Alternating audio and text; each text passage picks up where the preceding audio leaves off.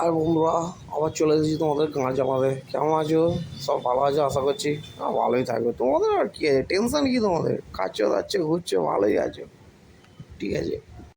শালা তোমাদেরকে ভিডিও দেওয়ার চক্করে দেখো আমাকে 200 টাকার টিকিট কেটে ট্রেনে করে ফালতু ফালতু করতে হচ্ছে। কেন না তোমাদেরকে ভিডিও দেবো? তোমরা একটা লাইক করতে পারছো না? ঠিক আছে, করো না। যখন আমার মতো বয়স হয়ে যাবে, অথচ বিয়ে হবে না, তখন বুঝতে পারবো আমার কষ্টটা, আমি কত কষ্টে আছি। ঠিক আছে, তোমাদেরকে লাইক করতে হবে না। পশ্চিম পাড়ার পলিথিনে পোঁত পুজেছে পঁচুদা, কথাটা বলে দেখাও। পশ্চিম পাড়ার পলিথিনে পোঁত পুজেছে পাঁচুদা, কথাটা যদি বলতে পারো বলে দেখাও, তাহলে আমার বুঝবো যে তোমরা অনেক কিছু জানো। আর নাহলে ফালতু আমার সাথে মুখ লাগাতে আসবে না।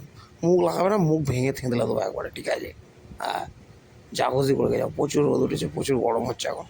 গরমে মাথা খারাপ হয়ে যাচ্ছে। বকাবে না।